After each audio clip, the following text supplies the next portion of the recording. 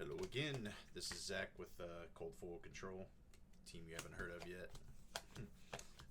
We're on to round two of the Armory from Thursday night.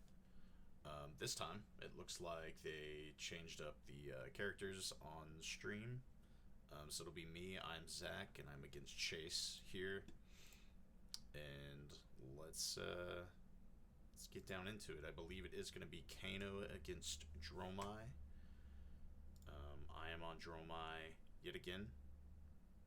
Kano. Now, I know you guys can't see the equipment sweep.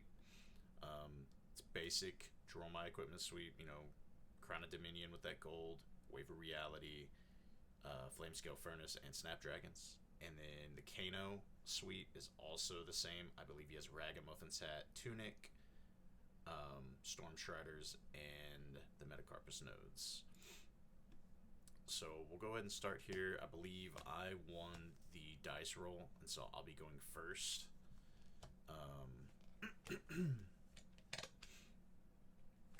And pretty much what I'll say about this matchup is I don't have any AB on board. So my first priority is to establish some AB.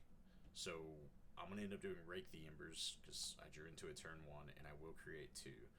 Now, there's going to be a little bit of downtime here because I believe what happens is that I'm deciding if I want to create more Ash or Ash Wings or not. What I will say is the safe play in every matchup against Kano as Dromai is you want to create as many Ash Wings as possible early on. I do the not so safe play here because the other two cards in my hand are Tumultai and Passing Mirage. So this is not a good call, but in my mind, I'm trying to think of a way to get out Tumultai the following turn to force the Kano into using their Storm Shriders. If you can do that against a Kano early and you just don't give them the opportunity to utilize Storm Striders to the most effective, then your game for the rest of the time can just be worlds better than what it was. But I sit here for a minute trying to decide, do I want to pitch the Tumultai, create 3 Ash Wings? Do I just want to... Because the alternative here is that I create 2 Ash Wings with no Ash, and then risk not playing out Tumultai next turn because I don't have an Ash generator. Or do I just create 1 Ash Wing, leave 1 Ash, and go into the turn with only 1 Arcane Barrier. Now, I believe it takes a minute. My opponent goes to the bathroom, comes back, and I do just create the 1 Ash Wing and decide to move to Arsenal right here. Now, I'm arsenaling the Tumultai. I'm keeping the Passing Mirage in hand. I only have 1 Arcane Barrier as of right now. He is activating Kano currently. He's going to resolve the Kano ability to see if he wants to play this off the top. It's a Voltic Bolt. I believe he's going to pump it with the Crucible of Aetherweave and then attack with it.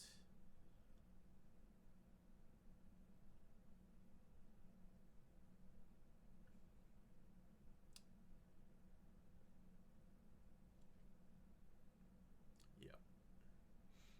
So I believe this will be coming in for 4. And what'll happen is my Wave of Reality will eat up 1 and I'll take 3. I'm not going to AB anything because I want to keep that Passing Mirage in hand so that I can guarantee to get out this Tumultai next turn.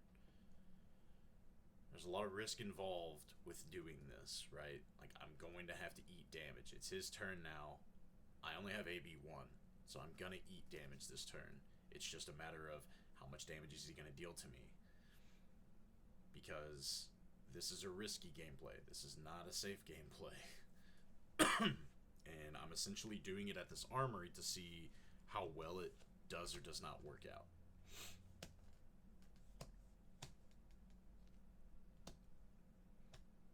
I believe right here we're just talking amongst ourselves. Does activate Kano. Activating Crucible.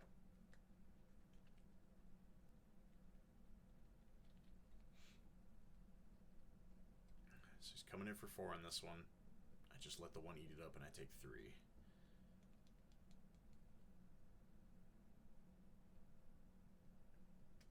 Looks at the top card, decides to banish it.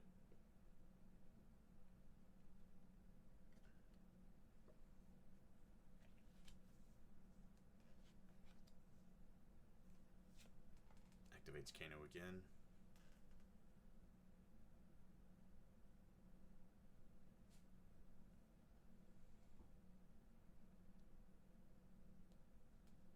Decides to just come in for 1, I believe. I just take the 1. We move on to my turn. Now, I play out a mirror guy.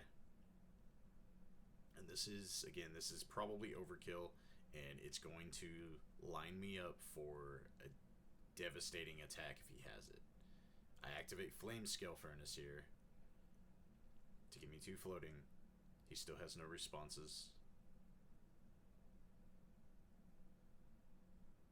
He's not going to respond with Kano. And then this should allow me to play out the Tumultai. It's going to take all of my resources, and it's going to leave me wide open for whatever damage he wants to do. He has the full hand, essentially. And I have no arcane barrier. Pretty much, I just showed him, hey, this is what's about to happen. So I'm going to attack with Tumultai, and I will reveal 2 reds, and I will end up taking his Storm Striders. He will respond to the attack by using Storm Striders. He thought it was Dominia, so he laid his hand down. He didn't need to. I told him this is the dragon that's going to destroy his Storm Striders.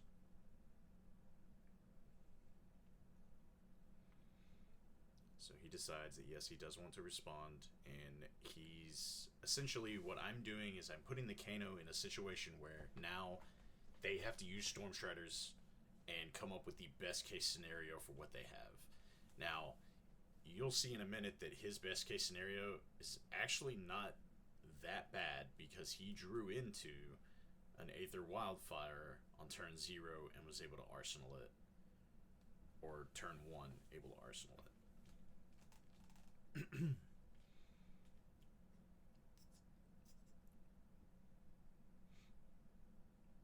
So he is popping Storm Striders here, and he's going to play the Aether Wildfire. Now, I don't have any Arcane Barrier, so I have to take all the damage that he's going to deal to me.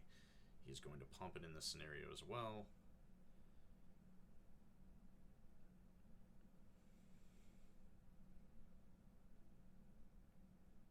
So I took the damage there. I think it was,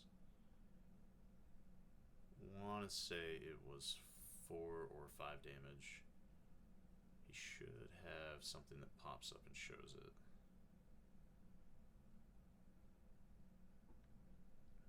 He's gonna Ragamuffin's hat here, swapping there, Kanoing out the last, and I take 9, I believe. So now he's gonna opt 9.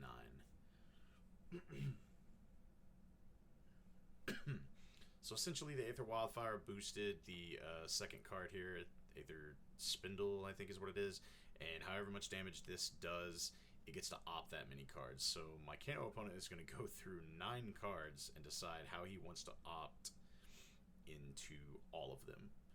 Now, I am down to 19. My opponent is about to take 5, 6, 7, 8 damage. He's at 29 right now. So it's still going to be life parity, but in this situation, I only have AB1. He gets to set up his next, 2 to 3 hands, essentially, and figure out how he can kill me. When he's opting this, if he sees another Aether Wildfire in there, essentially, when it's my turn again, and he needs to Kano and go off, he's going to be able to kill me. Unless I draw into like an Oasis Respite or a sand cover, something to prevent some damage, because I only have one AB. So if he comes in with another Aether Wildfire turn, he can probably kill me pretty dang easily, just by Kanoing off the top. But he takes a little bit of time to figure this out on the Ops 9. Decides this is the route he needs to go with. I draw up, goes to his turn, he passes back to me, and so it's my turn again. I start off with a Rake the Embers, and I believe he decides he wants to respond here. So after that Opt 9, he came up with the best optimal play. He's going to Kano, Kano, Kano, because he already knows the card's coming. And this was the best he could create damage-wise for the 9 cards that he did opt. So it's going to be Lessons in Lava and 2 Blazing Aethers, which, again, had that been Aether Wildfire instead of a Lessons in Lava right there, this, like, I would die. But essentially, he's not going to be able to kill me here. He's going to do his best, but he won't be able to do it, even with my Arcane Barrier being at 1. Again, this is kind of an unconventional playstyle when it comes to Dromai against Kano. Usually, I feel like when I normally play the matchup, I want to be more conservative, get out more Ash Wings, Arcane Barrier more, and we have kind of like, not a longer drawn out game, but it's definitely longer than the 2 turns I think we've had right now. So he's going to pump this Lessons to 5. I believe I'm going to activate Flame Scale Furnace on the stack. Pitch a red so that I can get another Ash, and I can get 2 resources floating there. That's going to resolve. I only have 1 Arcane Barrier, so I can only prevent 1 of the 5. So I take 4. Then Blazing Aether is going to come in for 4 after that. I AB 1, and I take 3.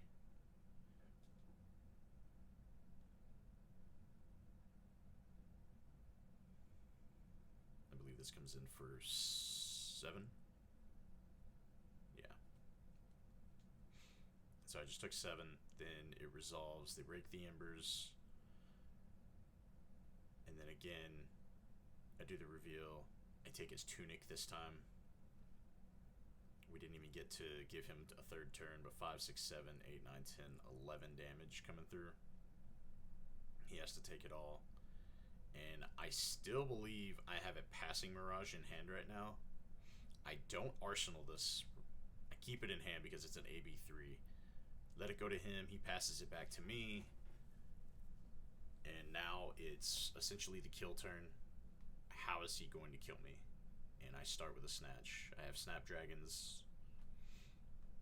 It's a great lead off as long as I have Snapdragons. And he's going to decide to try and kill me here. But with me having AB4 now on board, since I have that blue in hand, I'm going to be able to just prevent more than enough to where he won't deal 5 damage to me.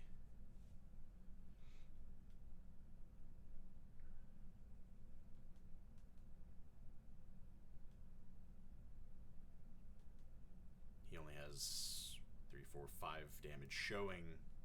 Even with AB1, I could still survive here. He's going to pump this. It's going to come in for 4. I'm going to AB4. And then he's going to come in for 2. I'm going to AB1 and take 1. He ticked my life up the opposite way. I'll go ahead and Snapdragons here, and that would be the end of the game. Now, I know it's hard to see because you can't see his life total and everything, but he is down to almost dead after that other turn, so essentially after Snapdragon, using Snapdragons here on the Snatch. I have enough damage on board to kill him, and he can't block anything else. I did get the draw card. I believe the last card was a Yindurai. So can't play it here, but again, not your most conventional Kano Dromai matchup. I don't think they usually go to like 2-3 turns and then it's done. But it was very beneficial in the way that the cards just played themselves and worked out. Not sure if I would always go with the Tomotai play against a Kano. They can get a lot luckier than what just happened here. And you can die a lot faster. So usually probably just be safe, rake the Embers, create 3 Ash Wings, go from there. Especially when you have a blue turn 1 and you can just AB3 on the next turn. So luckily I snuck it out. And we move on to round 3 after this. And we will see you on the next video.